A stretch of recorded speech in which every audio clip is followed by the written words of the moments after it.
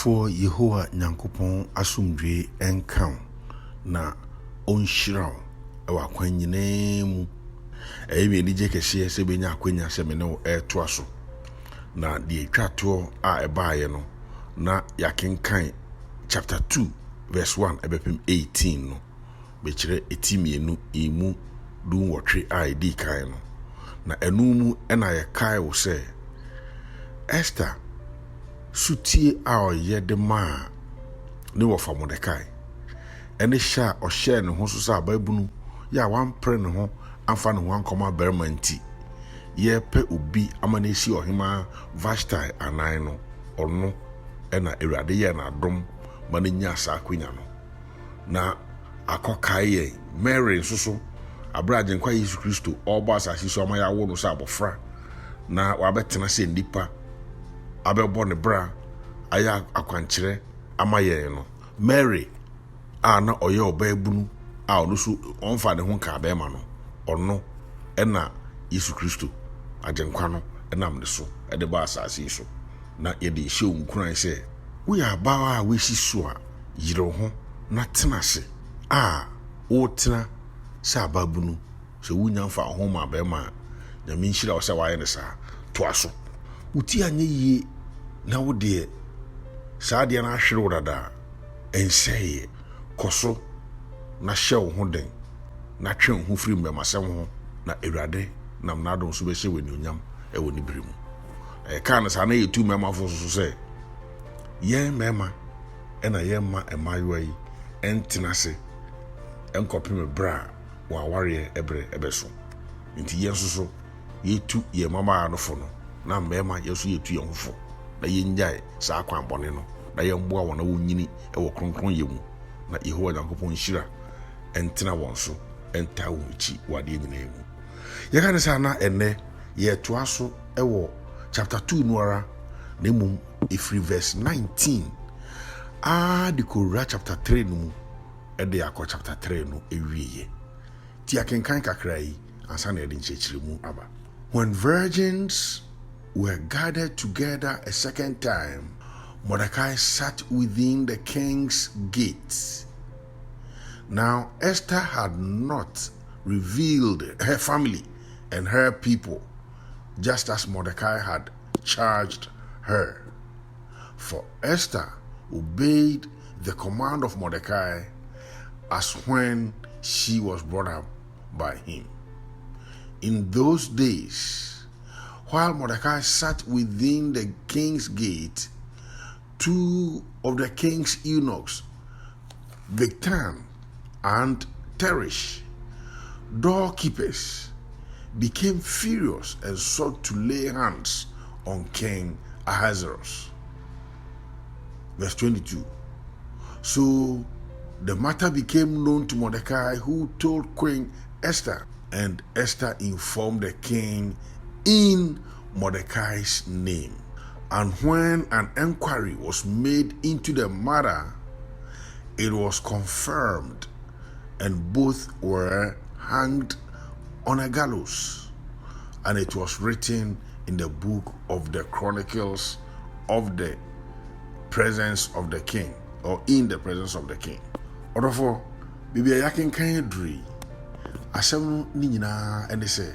ɔhema Esther saa na ɛbɛfrɛ no isan sɛ ebe abɛpem saa bere deɛ wayɛ ɔhema ankasa ɔkɔɔ so ara Yesu tie ɛma ne wɔfa empo ɛbra na wayɛ ɔhema na de wɔfa tu no fo sɛ ɛma ne nkyerɛ ne nkyi bebi ofiri ne nebusua yɛmbusa wo a yɛkɔ manya nsɛm nyinaa na yɛka yɛmu bi kasa dodoro Oshie obi da kura ne yɛ adamfo a ɔka ne nsɛm nyinaa kyerɛ no empo obi a wone ne tena dadaada na wone ne yɛ namfo soso no yɛnka sɛ wone ne mmɔ nkɔmmɔ na mmom susu kasa ɛnkyerɛkyerɛ bibie mu ne yɛmmu sɛ wo no woyɛ kurom wɔ ho ankɛyɛ wobie wɔ ano aka nsɛm bebree no besides sɛ kasa bebrebe ɛma yɛyɛ bɔne no. You reveal some things that you are not supposed to reveal. And you may be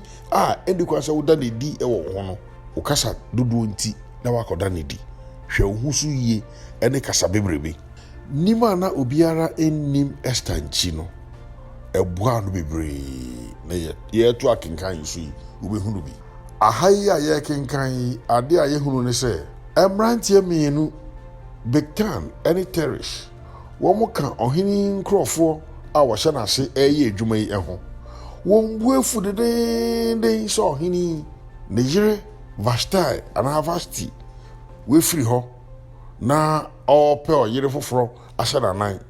na afei akɔpie abaayewa fɛfɛɛfɛ Esther so. Wɔn mo abɔ pɔ wɔn tirim sɛ wɔnyɛ ɔhene no a wɔbɛkum no. Na ɛnyɛ pɔ no nko ara na wɔabɔ wɔn tirim, wɔde ayɛ kasa nso a wɔrekasakasa wɔn ho. Kasa dodoɔ yi a yɛka ho asɛm yɛ bi ni o. Ɛtɔrɔ bi a adeɛ bi tumi yɛ obi ebufuaa na ɔde adane kasa. Baabi obɛduru biara na ɔka ho asɛm. Hwɛ wo kasa yie na hwɛ baabi a wogyina kasa. Na wonnim nnipa nyinaa a wone ɔmo di ahyia. So obi bɛforo trɔtrɔ Ghana asɛm na meka yi na ɔte mu kasa. Hwɛ wo ho yie o. Okopie baabi kasa saa. Wanhwɛ wo ho so yie. Wobɛka deɛ yɛnka na ɛde wakɔ nea a yɛnkɔ.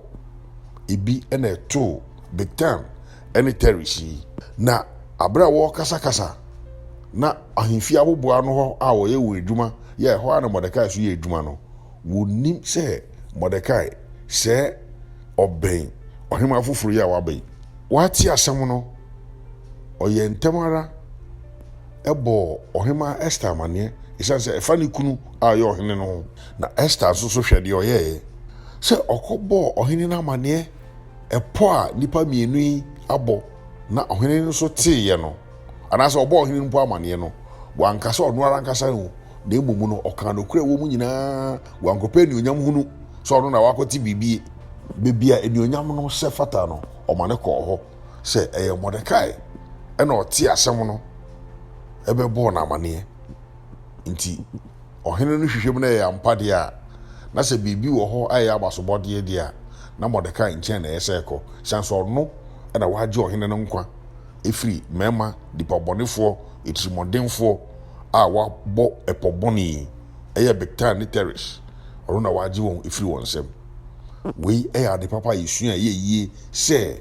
asɛm bi asi na wobɔ amanneɛ yɛse yɛmfa nka asɛm. Obi a waka asɛm, obi a wabɔ pɔ yɛ a wate a nti wokɔbɔ amanneɛ na nipa ɔhene no ahwɛ ne ho so yie no wokɔ abɔ ne din na wɔn nso so mansuro sɛ mede yɛbusa a ɛnka sɛ mi fa wo so din ka ho. Sɛ wopɛ adeɛ yie a wobrɛ, wopɛ asɛm a ɛyɛ a nsuro asɛm nka ho na wototo nneɔma yie a na woka nokora a wonsuro sɛ asɛm bi bɛto. Nhyira nka Nyankopɔn din sɛ Esther ɛde Mordekai din ɛsɛ ɔtoɔ sɛ ɔno ɛno ɔte asɛm yi abɛbɔ amanneɛ. Nhyira nka Nyankopɔn din bio nso sɛ ɔhene Ahasuerus ɔte saa asɛm wei ɛwom sɛ ne yere na abɔ no amanneɛ nanso ɔhwehwɛ mu sɛ asɛm a wate no ɛyɛ nokora anaa. Mpanimfoɔ bebree ahwe aseɛ ɛne sɛ wɔn ho kani sɛ ɛyɛ okunu bɔɔ no amanneɛ anaasɛ ɔyere bɔɔ no amanneɛ no ɔnhwehwɛ asɛm no mu ɔte yaa na ɔde di dwuma. Wei deɛ ɔhene yi yɛ adeɛ wɔ ha sɛ ɔma yɛhwehwɛ mu sɛ ɛwom sɛ yɛ ewudie ho asɛm ɛfa ɔno ane ho deɛ nanso ɔhwehwɛ mu na wɔhuu sɛ ɛyɛ nokorɛ sɛ mmarima yɛ abɔ saa pɔ no ansa na wɔkum wɔn mo. Afei deɛ sɛ yɛba nyimu mmiɛnsa no anaasɛ etire mmiɛnsa no so a ti akenkan yɛ na still a New King James Version ɛna mekenkan ɛde afiri mu. Verse 1 say, after these things King Ahasuerus promoted Haman, the son of Hammedatha,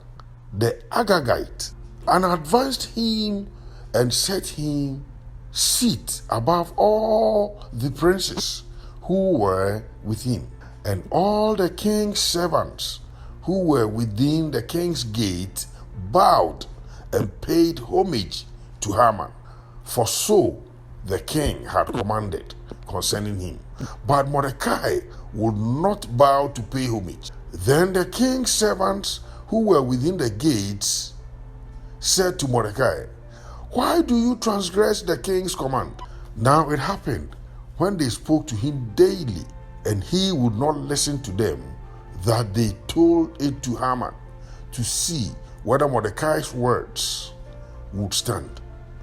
For Mordecai had told them that he was a Jew. When Haman saw that Mordecai did not bow or pay homage, Haman was filled with wrath,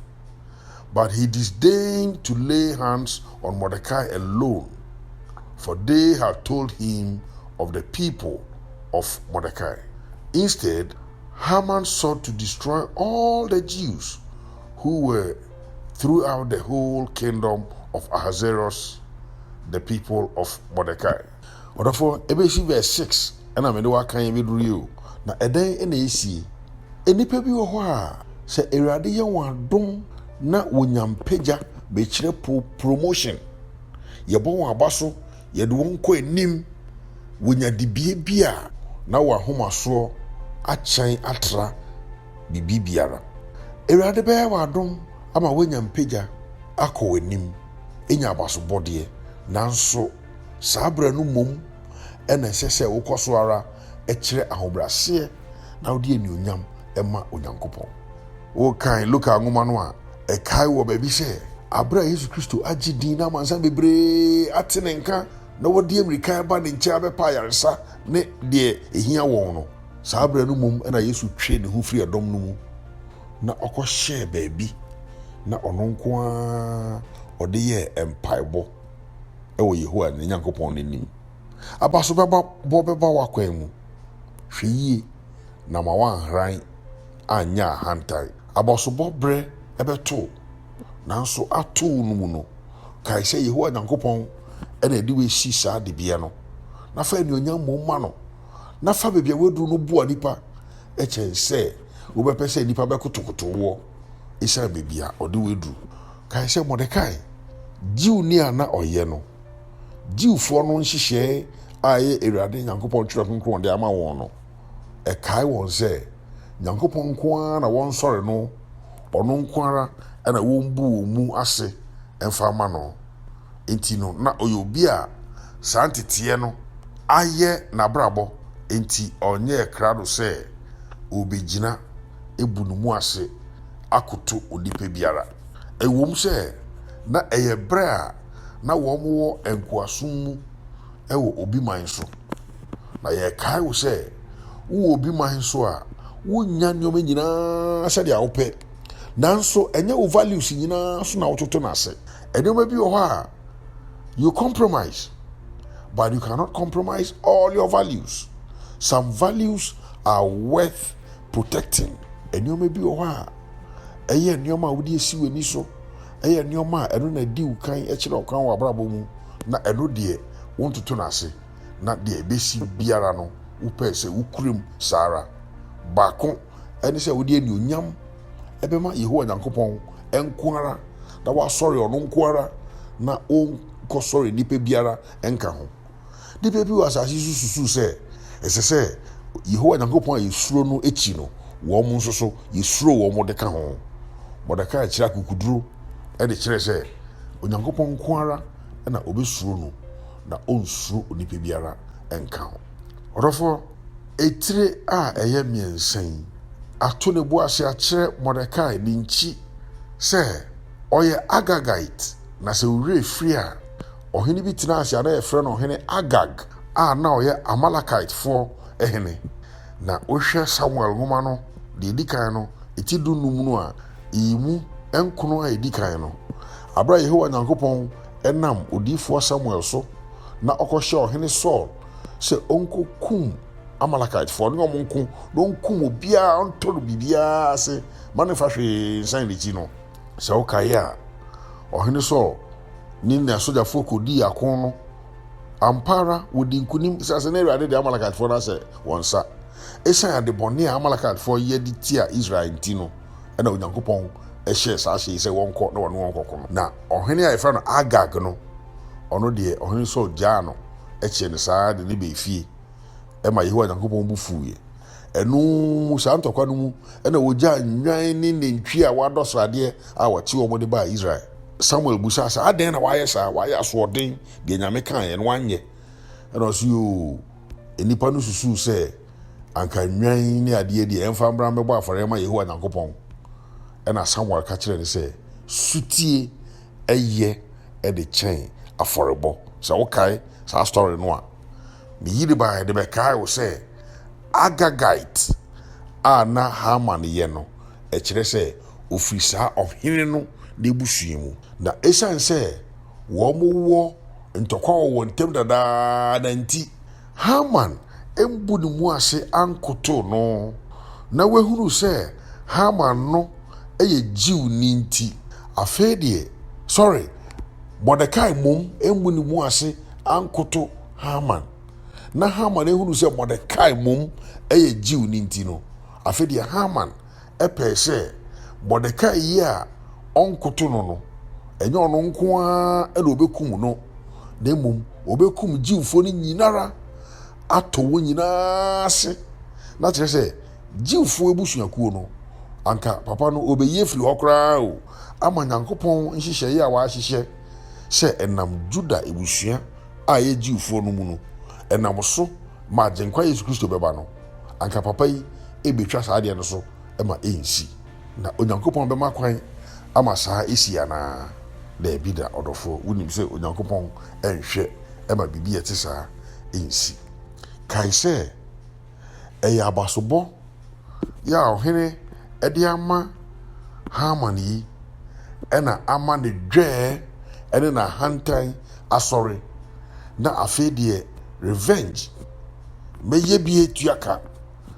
mɛtɔre wase, mɛkyerɛ wo bi a meyɛ wonnim mi wehu, wonnim onipa oni ne san no. Nipa bi ka saa no no, na ɛno bi ɛna Haman ada ne di no. Sɛ Awurade apagya wo na weduru mpɔmpɔnsoɔ sɛ dɛn koraa no a ahobrɛaseɛ bɛboa wo o. Sɛ wokɔ so abrɛ wo ho ase ama Onyankopɔn mom agye anuonyam no a ɛne ɔbɛkɔ so na wahyira wo. Na mmom no sɛ wonnim na baabi a weduru ɛne wo sika nti wobɛma wo ho so esisi afoforɔ ɛde wo ato nsɛm mu a Yehowa Nyankopɔn ɔno na odi onni bie asɛm ɛde ma no. Ti akenkan ne biom ɛfiri verse 7 ɛde kɔ no. In the first month, which is the month of Nisan, in the 12th year of King Ahasuerus, they cast Pur, that is the lot, before Haman to determine the day and the month until it fell on the 12th month, which is the month of Adar. Then Haman said to King Ahasuerus, there is a certain people scattered and dispersed among the people in all the provinces of your kingdom. Their laws are difficult from all other people, and they do not keep the king's laws. Therefore, it is not fitting for the king to let them remain. If it pleases the king, let a decree be written that they be destroyed, and I will pay 10,000 talents of silver into the hands of those who do the work, to bring it into the king's treasuries. So the king took his signet ring from his hand and gave it to Haman, the son of Hammedatha, the Agagite, the enemy of the Jews. And the king said to Haman, the money and the people are given to you to do with them as seems good to you. Then the king's scribes were called on the 13th day of the first month, and a decree was written according to all that Haman commanded, to the king's satraps, to the governors who were over each province, to the officials of all people, to every province according to its script, and to every people in their language, in the name of King Ahasuerus. It was written and sealed with the king's signet ring, and the letters were sent by couriers into all the king's provinces to destroy, to kill, and to annihilate all the Jews, both young and old, little children and women, in one day, on the 13th day of the 12th month, which is the month of Adar. and to plunder their possessions. A copy of the document was to be issued as law in every province, being published for all people, that they should be ready for that day. The couriers went out, hastened by the king's command, and the decree was proclaimed in Shushan, the citadel. So the king and Haman sat down to drink, but the city of Shushan was perplexed. Therefore, Haman ohini ya pejano na ope se udi ewu na otore jiwfo no ase esan se Mordecai ya omuni mu ase enkoto no oye jiw ni Sara keka na Debida wate abakosem ntokwa jiwfo no ene won akopen ene nkudimdi a jiwfo ne di wo won so enti wenya ho kwan na ohene no apagya no abɔ n'abaso ayɛ ne panin no ɔpɛ sɛ ɔfa ne panin no so na ɔno nso ɔde sɛ jiwfo no nyinaa yɛdi kan ka kyerɛ sɛ Awurade bɛpagya wo, Awurade bɛyɛ wo kɛseɛ, nanso ɔpagya wo na ɔyɛ wo kɛseɛ a wode bɛyɛ ade tenene ahyɛ n'anuonyam anaasɛ you gonna abuse power sɛna yɛhunu bebrebe especially among Africans no obi enya tumi kakra na obema afoforo ho akyere won obema afoforo abrɛ na webi na Haman abɔ ne trimu po sɛ obɛyɛ na imagine sɛ wo ye jiw ni sa abrɛ no mu na wate sa asɛm yi busumi ye edikan no mu na wa ya apam wa twere krataa na wa kyekye na krataa na akyerɛ sɛ busumi ye etwato a the 12th month no mu na ye be kum mu nyinaa saada no nti mefa no sɛ afimu o ye afimu no nyinaa no da biara a wonam no wakomobo teri san sɛ ɛda bi ɛwɔ hɔ a yɛatɔn mu a saada no so a ye be kum mwasifo nyinaa a ebi nka saa adwembɔne apambɔne a Haman ayɛ na ɔhene so amade de ne nsa tim so yi ya wanhwehwɛ mu yi ɛbɛba so anaasɛ ɛmba so bredi kan no ɔhene no ti asɛm bi ɛfa ne ho na no de ɔhwehwɛ mu na wei de wanhwehwɛ mu ɛkyerɛ so yɛ nipa ɛnyɛ biri biara ɛna nipa bɛyɛ ade a ɛtene ɛnyɛ biri biara nipa bɛyɛ ade a ɛso ani ɛtɔre bi a yɛyɛ ade papa tɔre bi so a yɛyɛ deɛ ɛnyɛ ma yɛmpere yɛ ho ɛnhyɛ daa sɛ yɛkɔyɛ deɛ ɛnyɛ na mmom yɛmpere sɛ berɛ ne dɔn nyinaa no yɛbɛyɛ ade papa ɛde ahyɛ Yehowa Nyankopɔn anuonyam woyɛ ɔpanini na nkurɔfoɔ hyɛ wase ɛbɛka asɛm bi kyerɛ wo a ɛnyɛ ne nyinaa na ɛdi mmirika di kyerɛ na mmom ne nyinaa mu no hwehwɛm na deɛ ɛyɛ no korɛ no wogyina hɔ ama no koredie gyina bigye de sɛ ebia sɛ ɔhene hwehwɛ asɛm yi mu a ankɔbɛhunu sɛ nti nipa baako embu no mu ankoto nti na obidi bekum nipa nyina yi nanso amba ne saa eto de bia yebebu asɛm a ɛyɛ ana yebebu aten ɛyɛ atenkyia etiawo na wo yebu aten ɛyɛ atenkyia tiawo no ya sɛ obefa saa de no mu nanso ɛba ne saa Yehowa Nyankopɔn ɛna ɛyɛ ogyefo sɛ ne kenkan kɔ yɛ nim a yebehunu sɛ ɔgye Israelfo efiri saa ɔhawe mu no Sara ɛna wɔn so ebi to a obɛgye we film na ka hwɛ timi ensan adedi tiro a Yesu ane sɛ Esther a ye pagya no ɔde nim pagya no pɛ kwan ɛde yɛ ade papa ɛhyɛ nyame anuonyam abra obi abɔ pɔ bɔne na Mordecai ate abɛbɔ na amane no wɔamfa nkɔpɛ anuonyam hunu amane ho ɔkɔbɔ hene amane ampara nanso ɔde Mordecai din ɛna ɛkɔɛ so ɔno ɛna wehunu anaasɛ wate saa asɛm no a ɛfa ɔhene no ho abɛbɔ amane na mekyerɛ sɛ anuonyam bi wɔ hɔ ana abasobɔ bi wɔ hɔ a yɛmfa ma Mordecai mom na ɛnyɛ ɔno ɔde papa ɛno no sɛ ne mpagya no ɔde yɛ ade papa deɛ ɛtɔ so mmienu Haman nso so yɛ pagya no nanso ɔno deɛ ne mpagya no ɔde yɛ etirimɔdensɛm ɔde pɛɛ sɛ ɔde tɔre nkurɔfoɔ bi ase ade nti a obi mbu ne mu ase ankoto no ɛmpɛ anuonyam hunu mfa ma ho wate ma abasobɔ ɛne anuonyam ɛnkɔ Onyankopɔn nkyɛn ɛnyɛ wu nipa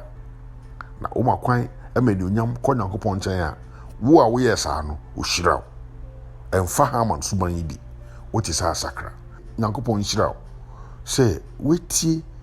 na wo kenkan wo Bible no ahwɛ sɛ ne wo kyɛ no saa na ɛti anaa nti yɛde eti mmiɛnsa no aba wie ɛnkyɛ Yehowa Nyankopɔn yɛ adom a yɛde eti nnan nso so bɛbrɛw